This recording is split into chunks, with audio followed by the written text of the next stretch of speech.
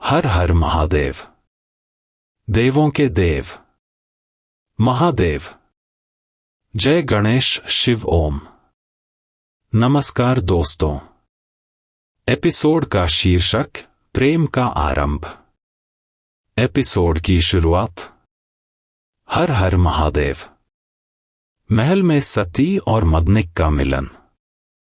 Episode की शुरुआत सती और मदनिका के मिलन से होती है। सती कहती है, मुझे पता था आप आएंगी। इतना कहकर वह मदनिका के चरण स्पर्श करती है।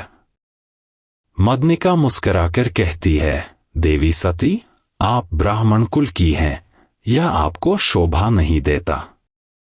सती उत्तर देती है, आप मेरी गुरु हैं, आपने मुझे नृत्य और संगीत सिखाया। गुरु सबसे ऊपर होता है।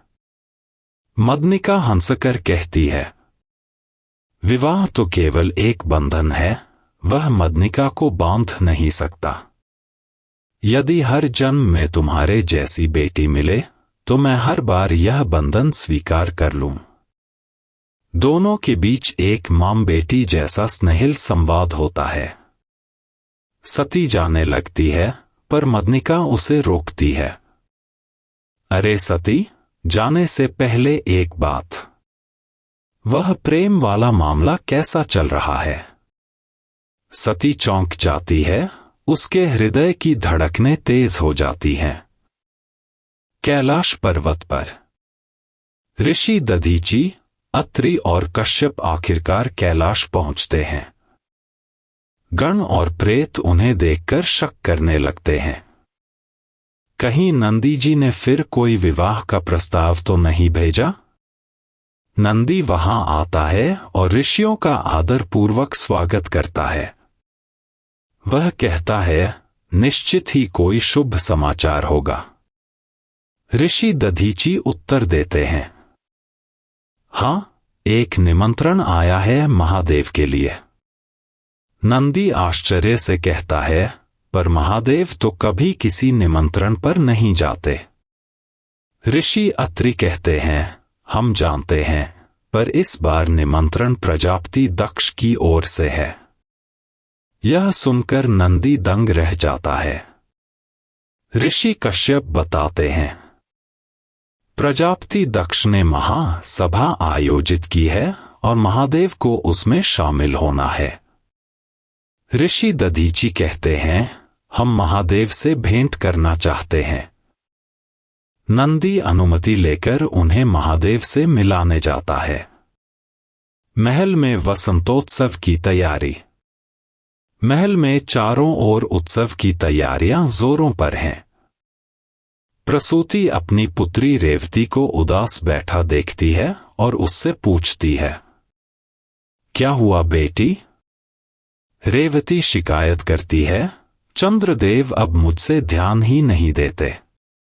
मदनिका हंसते हुए बोल उठती है, पुरुष तो स्वार्थी होते हैं, उन्हें संभालना पड़ता है।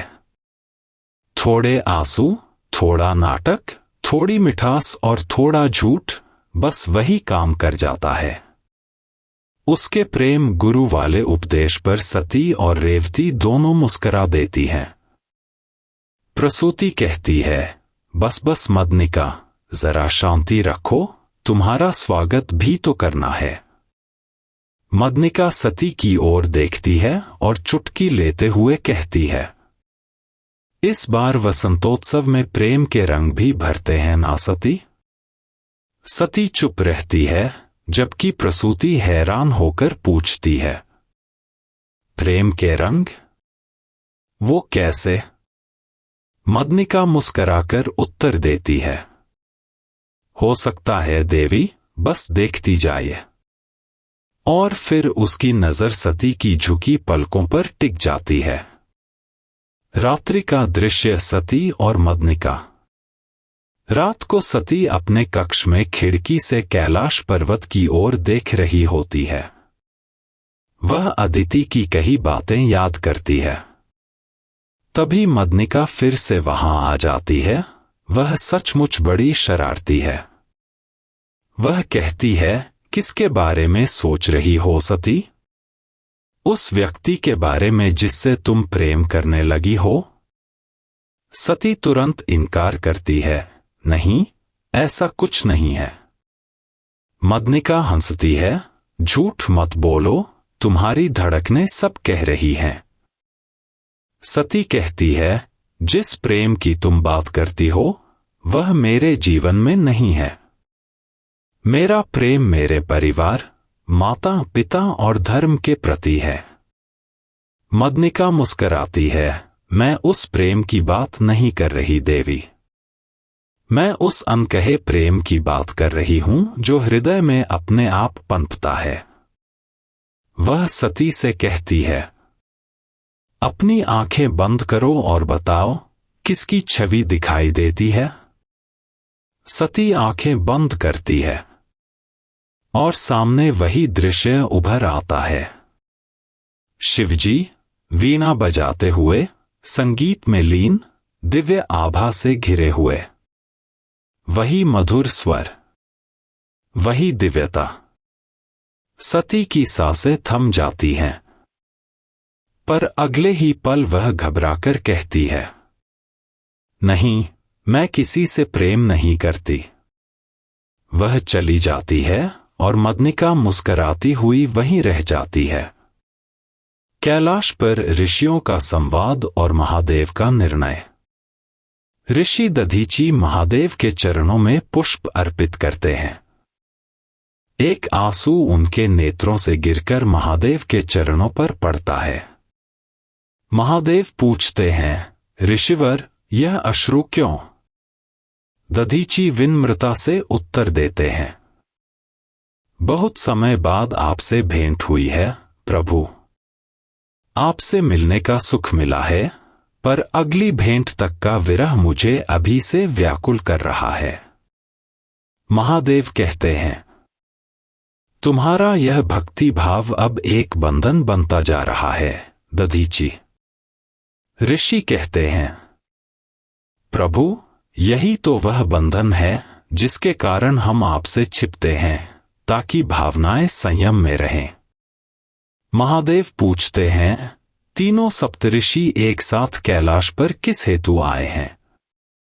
ऋषि कश्यप बताते हैं, प्रजापति दक्ष की ओर से महासभा का निमंत्रण लाया गया है।